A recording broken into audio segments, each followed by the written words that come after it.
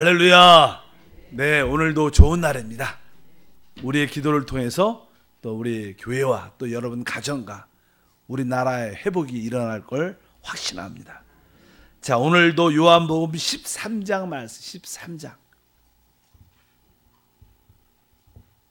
특별히 요한복음 13장 주제는 사실 우리 주님께서 제자들의 발을 이렇게 씻겨주는 말씀이 기록되어 있고, 또 그냥 뒷부분에 보면 또 이제 내가 너희를 씻겼으니 너희도 서로 발을 씻겨주는 것이 옳다, 이렇게 말씀합니다. 우리 14절 하면 14절에 보면 내가 주와 또는 선생이 되어 너희의 발을 씻었으니 너희도 서로의 발을 씻어주는 것이 옳으니라. 그리고 나서 17절에 보니까 너희가 이것을 알고 행하면 복이 있으리라, 이렇게 말씀을 합니다. 실제로 주님께서 특별히 이제 돌아가시기 전에 하나의 중요한 일을 본을 보이셨는데, 바로 주님께서 친히 직접 제자들의 발을 씻겨준 영적인 깊은 의미가 있다고 지난 시간에 말씀을 드렸습니다. 그래서 주님께서 제자들의 발을 씻겨줬을 때 그 의미는 다른 것이 아니라 이제 하나님이 우리에게 오시고 우리가 이제 하나님께 가는 길이 이렇게 형성이 되면서 우리 주님이 이제 떠나십니다. 떠나시면 이제 이 땅에 남아있는 우리 사람들은 이 땅에서 살기 때문에 주님과의 우리의 관계가 이렇게 세상으로 말미암아 더러워질 수 있다는 것입니다. 사실 저는 우리가 신앙생활을 할 때 하나님과의 관계와 교제가 되게 중요한데, 어떤 일들은 죄는 아니지만 더러운 것들이 있습니다. 그럴 때 그것은 죄는 아니지만 이 우리 안에 어떠한 세상적인 더러움이 묻을 때 하나님과 관계가 서먹해지면서 멀어지게 됩니다. 그럼 참된 기쁨과 축복을 깊이 누리지 못합니다. 그래서 우리 주님께서 바로 그런 의미로서 하나님과의 관계를 지속적으로 누리기 위해서는 우리에게 세상의 먼지가 씻겨질 필요가 있다. 우리가 종종 이렇게 사람과의 관계도 서로 이렇게 서로 원만하고 모든 관계가 다 좋을 수도 있지만, 어느 날 우리 친구가 아주 이렇게 먼지를 많이 쓰고 또 더러운 모습으로 나와서 야 같이 식사하자, 이렇게 하면 이 관계가 원래 좋은 관계지만 뭐 그 친구가 나한테 뭐 죄를 진 것도 아니지만 그 손도 안 씻고 좀 옷도 이렇게 먼지 많이 묻으면서 각 책상에 우리 식당에 앉아서 같이 식사하자, 이렇게 하면 좀 이렇게 불쾌하고 좀 씻고 좀 하지, 이렇게 얘기할 수 있는 것처럼 하나님과의 관계도 죄는 아니지만 세상적인 더러움이 묻어서 하나님과의 관계가 어려워질 수 있다. 그러기 위해서 우리 주님께서 너희는 씻겨져야 된다. 그러면서 우리 주님께서 이제 겉옷을 벗고 허리에 수건을 띠고 그들의 발을 씻겨주는데, 특별히 대야에 물을 가득 차서, 그래서 그 대야의 물이라는 것이 무엇인가, 그래서 지난 시간에 이 물이라는 것은 성령을 의미한다. 이 물은 말씀을 의미한다. 또 이 물은 항상 말하지만 생명입니다. 그러니까 항상 우리 주님께서 우리를 어떻게 씻겨주냐, 바로 성령을 통해서 세상의 더러움을 씻겨주시고, 또 여러분들이 하나님 말씀으로 계속 묵상하고 말씀을 붙잡고 있으면 세상의 더러움이 이렇게 저절로 씻겨지고, 또 여러분 안에 있는 하나님의 생명에 대한 인식과 느낌을 갖고 있으면 세상의 더러움이 씻겨지면서 하나님과의 깊은 관계가 회복된다는 겁니다. 믿으시면 아멘. 다르게는 회복이 안 돼요. 여러분들이 뭐 TV나 영화나 아니면 또 이게 마켓이나 뭐 백화점에서 몇 시간 이렇게 다니다가 이게 기도하려면요, 기도가 잘 안 돼요. 이게 뭔가 좀 막혀 있는 느낌이 있습니다. 뭐 죄는 아니죠. 그러나 여러분들이 세상적인 친구들과 농담도 하고 막 뭐 이렇게 하다가 막상 교회 와서 기도하려면 뭐가 답답함이 있습니다. 그건 죄는 아니지만 더러움 때문에. 그럴 때 여러분들이 다시 한번 여러분 안에 성령을 받아들이고 하나님 말씀으로 다시 한번 돌이키고 여러분 안에 있는 하나님의 생명의 기름 부음을 순종한다면 그런 것이 다 씻겨져서 하나님과의 아주 긴밀하고 달콤하고 기쁨의 관계가 다시 회복된다. 그런 의미로서 나는 발을 씻겨주는 것이 필요하다. 주님께서 우리에게 그렇게 씻겨주신다는 겁니다. 중요한 것은 오늘 말씀에 이제 너희가 서로 어떻게 해요? 발을 씻겨주는 것이 옳다. 이것을 행하는 자가 복이 있다. 이렇게 오늘 말씀했습니다. 그러면 우리가 이제 서로에게 영적인 세상의 더러움에서 우리가 씻겨주는 사람이 돼야 된다는 거예요. 믿으시면 아멘. 그래서 종종 실제로 여러분들이 우리 사역자나 아니면 장로님이나 믿음이 지역장이나 믿음이 좋은 권사님인가 이렇게 같이 영적인 교제를 쭉 하잖아요. 그럼 내가 조금은 이렇게 좀 침체되고 눌려 있을 때도 서로 이렇게 말씀으로 나누고 또 간증도 듣고 은혜 받은 말씀을 나누면 내 안에 눌려 있던 것이 쫙 풀려져요. 그것이 뭐예요? 영적인 시스템입니다. 그래서 여러분들이 항상 나뿐만 아니라 다른 사람을 시켜줄 수 있는 그러한 통로가 돼야 된다. 그래서 여러분들 만날 때마다 다른 분들이 영적으로 믿음도 약해지고 가라앉고 또 마음에 두려움과 염려가 있는 모든 사람들이 여러분을 통해서 어떻게 자유함도 얻고 기쁨을 얻고 믿음이 회복되는 그러한 은혜의 통로가 돼야 될 것이다. 이럴 때 여러분들은 다른 사람들의 발을 어떻게 씻겨주는 것이다. 여러분들은 어떤 성도님을 만날 때 이렇게 씻김을 영적으로 내가 새로워졌다. 오늘 좀 내가 깨끗해졌다. 좀 더 하나님을 열심히 믿어보자. 이런 어떠한 긍정적인 효과를 누리십니까? 그런 분들이 있어요. 사실 모든 사람과 그렇지 않아요. 어떤 분을 만나면 더 영적으로 가라앉고 더 눌려있고 더 충만하지 않는 분도 있어요. 그러나 여러분들이 영적인 분량으로 충만해지면 다른 사람을 어떻게 해요? 씻겨주는 사람이 돼야 된다. 이것을 행하는 사람이 오늘 말씀에 복이 있다. 그럼 어떻게 우리가 다른 사람의 영적인 더러움에서, 죄가 아닙니다 여러분, 영적인 이렇게 세상적인 더러움에서 깨끗이 영적으로 자유하고 씻겨줄 수 있는가? 우리도 예수의 본을 받아야 됩니다. 예수님도 어떻게 했어요? 겉옷을 이렇게 벗으셨다 이렇게 말씀합니다. 이 겉옷이라는 것은요, 자기가 어떤 행함, 자기 어떤 생활에 자기의 행함을 통해서 우리의 모습이 형성되게 됐습니다. 사람들은 자기의 의로움도 있고 거룩함도 있고 자기의 기준도 있고 자기의 엄격함도 있고 자기의 노력도 있고 자기의 기준들이 다 있어요. 그것이 자기의 그냥 겉옷이 돼갖고 자기가 살아가는데, 우리가 다른 사람을 이렇게 시켜주려면 자기의 뭘 벗어야 돼요? 겉옷을 벗어야 돼요. 믿으시면 아멘. 그러니까 내가 의사다 그러면 내가 의사의 가운을 벗어야 되는 거예요. 내가 선생이다 그러면 내가 뭐냐 실제적으로 직장 그런 이야기가 아니라 자기의 기준을 벗어내려야 돼요. 다른 사람을 영적으로 자유케 하려면 내가 가지고 있는 기준을 내려놓고, 사람들은 대부분 자기 기준에서 모든 것을 판단합니다. 아, 저분 안 돼, 저분 더러워, 저분 틀렸어, 저분은 괜찮아. 모든 게 자기의 기준입니다. 이런 자기 기준이 정확하면 다른 사람을 절대로 시켜주지 못해요. 믿으시면 아멘. 여러분들이 여러분의 기준을 내려놓고 그 사람 수준으로 내려가서 그 사람과 교제하면서 그를 이렇게 끌어올 수 있는 마음을 가져야 됩니다. 자기의 겉옷을 벗지 않은 사람들은 다른 말로 말하면 교만한 겁니다. 여러분, 교만한 사람은 다른 사람을 새롭게 하거나 변화시키거나 시키지 못합니다. 그래서 이 교만함을 우리는 확실하게 내려놓고 처리돼야 될 줄 믿습니다. 여러분들이 어떠한 능력이 있고 획득한 것이 있고 인정받을 만한 것이 있을지라도 다른 사람의 회복을 위해서는, 시스템을 위해서는 여러분의 겉옷을 벗어내야 된다. 그럴 때 다른 사람을 지켜줄 수 있는 그런 마음을 갖게 될 줄 믿습니다. 그래서 여러분의 제복을 갖고 남들에게 시켜주려는 마음의 자세로 오면 사람들이 싫어하고 두려워하고 멀리 떠납니다. 어떤 사람이 예를 들어서 경찰 제복 같은 걸 입고 와서 우리한테 다가오면 우리는 별로 편하지 않지 않습니까? 그런 것처럼 우리는 그러한 겉옷을 확실하게 나의 기준으로 정해진 나의 모든 기준을 내려놓고 그 사람들과 교제하는 그런 은혜가 있어야 될 것이다. 두 번째는 이제는 주님도 이렇게 수건을 이렇게 두르셨어요. 뭐 수건을 둘렀다는 것은 나는 이렇게 다른 뜻이 내가 이제 묶여졌다는 거죠. 묶여졌다. 그건 조금 내가 자유를 이렇게 상실했다는 뜻입니다. 자유를 포기한다는 거. 내가 신앙적으로 모든 일에 자유하지만 너무 내가 내 자유함 때문에 행동을 하게 되면 다른 사람들은 시험 들어요. 우리는 자유할 수 있지만 영적으로 어렵고 더러운 사람을 위해서는 내 자유를 포기할 수도 있어야 돼요.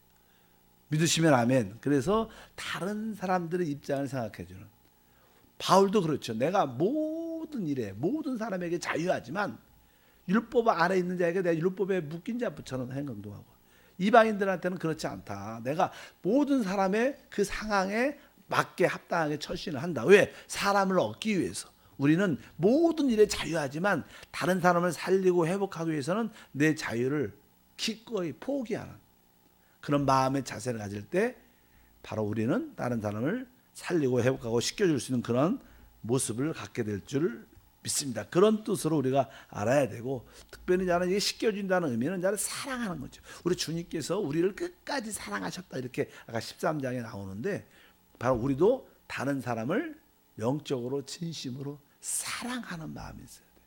여러분들이 무엇을 행동해도 마음속 깊은 곳에 내가 그 영혼을 사랑하고 그분을 사랑한다는 마음 갖고 그들과 대화하고 교제한다면 결국 그들은 은혜를 받게 될 것이고, 어떤 눌림과 어려움에서 벗어날 수 있는 그런 은혜와 축복이 함께할 줄 믿습니다. 그래서 교회에서는 종종 이렇게 실제적으로 이것은 영적인 의미가 깊어요. 이거 사실 발 씻겨주는 것은요, 실제로 물질적으로 신체적으로 이렇게 씻겨주는 그런 의미도 있지만 영적인 씻겨주는 그런 의미가 훨씬 큽니다. 그러나 한두 번쯤은 우리가 발을 씻김도 받아봐야 되고 씻겨도 줘야 되고, 친켄트에서 제가 선교지에서 사역할 때, 나는 초창기였고 또 어느 교회가 부흥됐을 때 저와 우리 모든 사역자들이 우리 성도들 한번 다 씻겨줘 보자.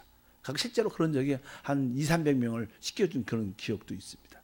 근데 그것을 뭐 이렇게 의무적으로 할 필요는 없지만, 우리 한세교회도 어느 날 그런 분위기가 된다면 우리 사역자들이 또 장로들과 함께 우리 모든 성도들의 발을 한번 씻겨주는 것도 일생에 한두 번 정도는 있어요. 그 매일 해란 그런 뜻이 아닙니다. 그러나 영적으로 씻겨주는 게 훨씬 중요하다.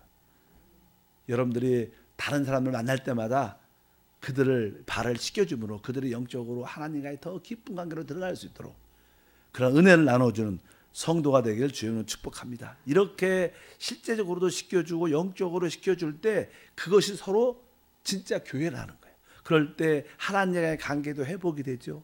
그뿐만 아니라 서로 성도들과의 긴밀한 교제와 나눔과 은혜가 있습니다. 그럴 때 아주 재미도 있고 행복하기도 하고 또 하나님을 더 깊이 체험하는 사랑도 느낄 수도 있고, 바로 이 발을 씻겨주는 것이 우리 신앙생활에 얼마나 중요한 것을 분명히 알아야 될 것이다. 그래서 이 씻음은요, 다시 한번 이 모든 사람한테 해당이 되는 거지만 오늘 말씀에 쭉 또 보면요, 가룟 유다는 예수님을 통해서 밭을 씻음을 받았지만 그 참된 교제 안에는 들어오지 않았어요. 그는 떠났습니다. 그러니까 주님도 가룟 유다의 발을 씻겨줬지만 이미 그 마음 속에는 예수를 팔려는 마음이 있었어요. 그래서 결국 씻음을 받고 나서 좀 있다가 그가 그 모임에서 성찬을 떼기 전에 나가죠. 성경에는 예를 들어서 13장 30절에 보면 유다가 그 조각을 받고 곧 나가니 밤 이러라, 이런 말씀이 기록되어 있습니다. 그러니까 나는 유다는 이 참된 씻음과 참된 교제 안에서 벗어났다는 거예요. 모든 사람이 이런 씻음을 받는 게 아니라 진짜 참된 믿는 자들만이 하나님과의 교제, 성도들의 교제 안에 들어올 수 있다는 것을 또 하나의 의미한다는 것을 분명히 알아야 될 것입니다. 그리고 또 베드로 같은 경우에는 아주 재밌는 말을 하죠. 10절 같은 경우에 이렇게 말하죠.